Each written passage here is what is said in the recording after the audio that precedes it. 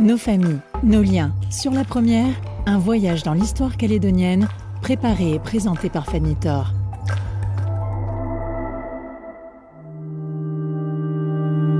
Bienvenue à Nouméa, en la demeure de Madame Irène Ali Beneladj et de son époux Monsieur Alain Prigent. Bien qu'installé au creux de la plus grande ville calédonienne, le couple Prigent se sent broussard et profondément attaché à Kouawa, où se déroulèrent leurs plus belles années. Alain nous conte aussi son enfance à Yaté dans les années 50 et ses liens avec notamment les familles Goyetch, Gastaldi, Kuter, Ponga, Atiti et Song.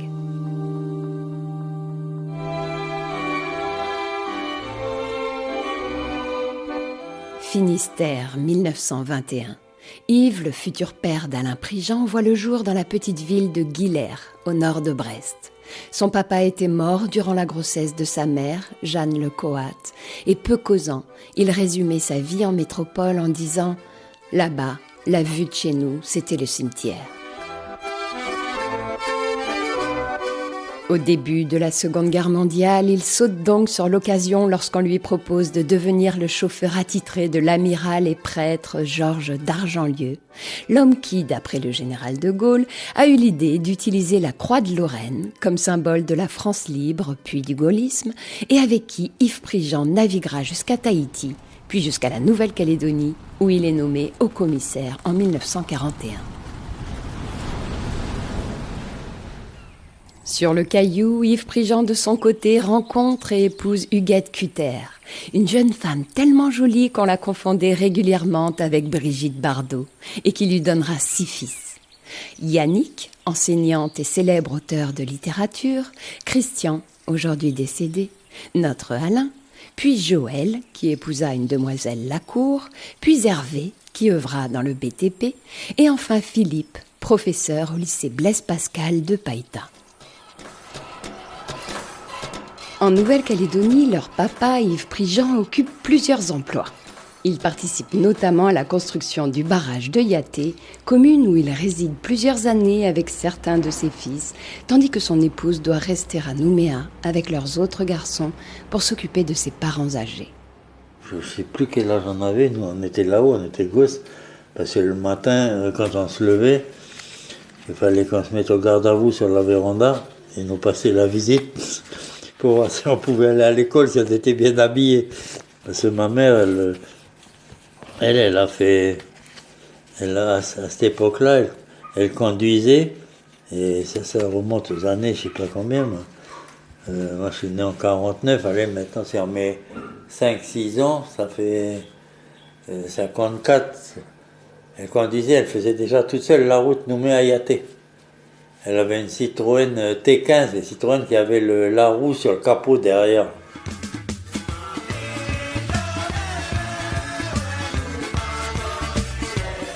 Fort de toutes ses expériences professionnelles et de vie, Yves Prigent était un comptable brillant et débrouillard, qui remplaçait régulièrement le chef de centre du chantier du barrage hydraulique. D'un tempérament très ouvert aux autres, à Yaté, il avait sympathisé avec les habitants kanaks des environs, et particulièrement avec le clan Atiti. Le chef Atiti lui avait donné une façon de prêter la fosse Yaté. Et dessus, on avait un grand kiosque. Tous les week-ends, on partait là-bas, on allait manger, on se baignait à la fosse Yaté. Quand on était un peu plus grand, on allait jouer au football à Toirou. Des fois, on allait où il y a l'église à Toirou, alors on rigolait parce que le curé, il arrivait avec son cheval.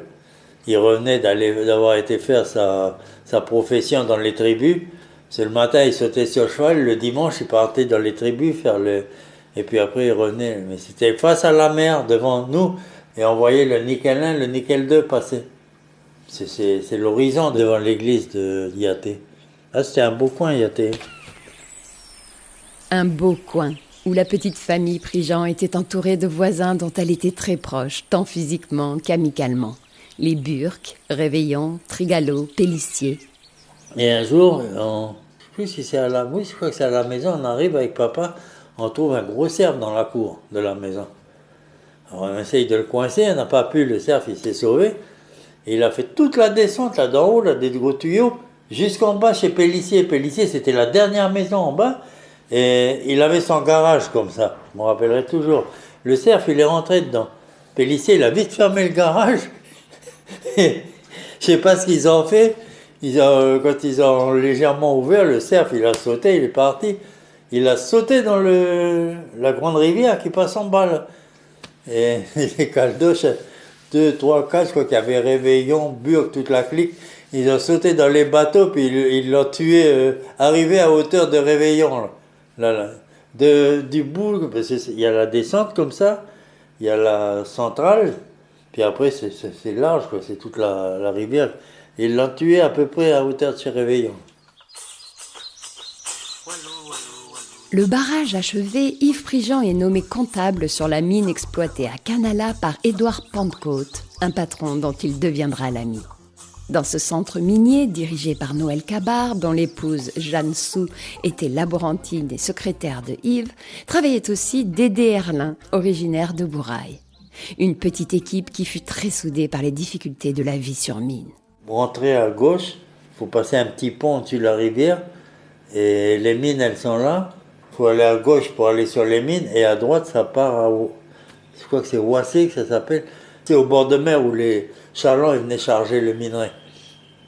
Et là, il y avait un grand dock. Le chef de mine, c'était M. Cabard, Noël Cabard. Et il faisait venir les femmes, les mélanésiennes, une semaine avant les chargements. Elles allaient couper la paille et elles mettaient dans tout ce grand dock là. Et quand on commençait un chargement, c'était à peu près une semaine, on repartait pas, on dormait là, on mangeait sur place. Et on dormait là sur la paille dedans. On se levait à n'importe quelle heure, et les vieilles mélanésiennes, elles étaient là, il y avait à manger, il y avait à boire, le café et tout. Il y avait tout, quoi. Puis Yves Prigent, le papa de notre invité, part œuvrer à une 40aine de kilomètres de Canala, à Kwawa, un autre village minier où il s'investit politiquement et surtout humainement auprès de la population, à laquelle il pensera toujours, même une fois sa retraite prise à Nouméa. Quand papa est décédé, c'est moi qui ai qui avait pris tout son linge et tout. Et il avait demandé à ce que ses effets personnels soient remis aux gens de Kwawa.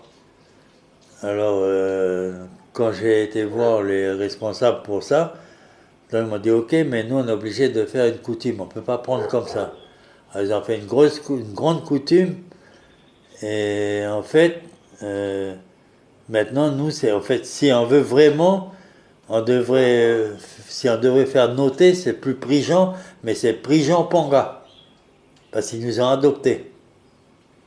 Alcide, là, c'est mon frère.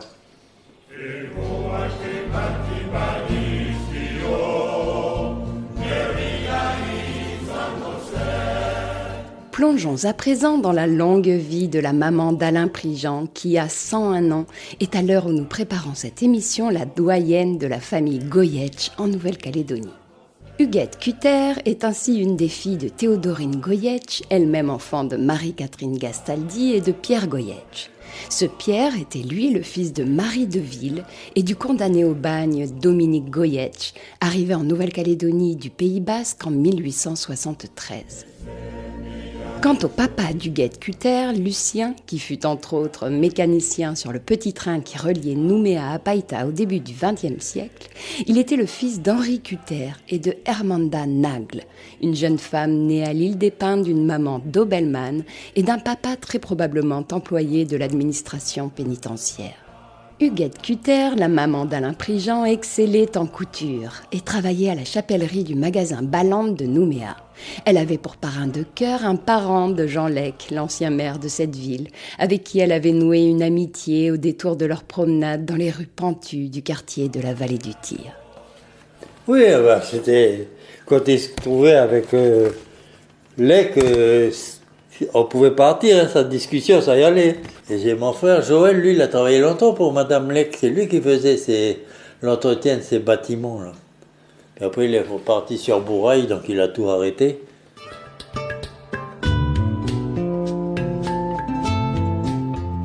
Alain Prigent a ainsi vécu son enfance entre Yaté et Nouméa, où il fut scolarisé à l'école du Sacré-Cœur, puis au collège-lycée La Pérouse, et où il épousa la fille des voisins de ses parents lorsqu'ils vécurent dans le quartier nouméen de la vallée du Tir, Irène Ali Beneladj. Cette jeune dame, dont une branche généalogique de la lignée Drémont vivait également à Yaté, avait du sang arabe, mais aussi indien par sa maman Ginette, petite sœur de l'ancien maire de la Foi, Antoine Kondoya, et fille de Vinguru Minachi Virasamy dit Kondoya et de Madame Angama Payandi. Parents d'un petit garçon et d'une petite fille, Alain Prigent et Irène Ali Beneladj partent à leur tour vivre à Kwawa, au centre-est de la Nouvelle-Calédonie, où Madame travaille dans une agence bancaire et Monsieur au centre minier. Près de 20 ans de bonheur dans ce village qui avait déjà conquis le cœur de papa Yves Prigent en son temps, et ce même durant les événements des années 80.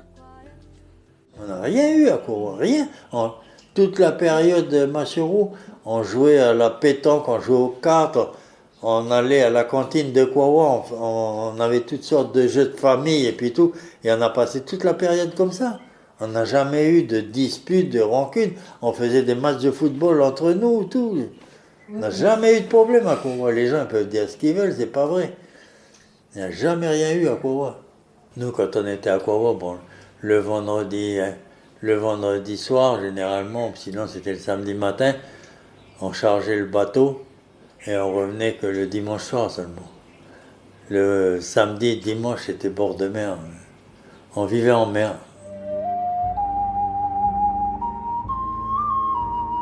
Au sein de la société Le Nickel, pour laquelle il a travaillé la majeure partie de sa vie professionnelle, Alain Prigent a occupé les postes de convoyeur, chargeur de minerais, ambulancier, mécanicien et électricien, en Brousse et à Nouméa, la commune que son épouse Irène et lui ont choisie pour vivre dans leur maison familiale, non loin de leur fils et de Huguette Cutter, la maman d'Alain, mais malheureusement plus éloignée de leur fille, qui avec un monsieur Song leur a donné 3 petits-enfants à Arama, dans le Grand Nord calédonien.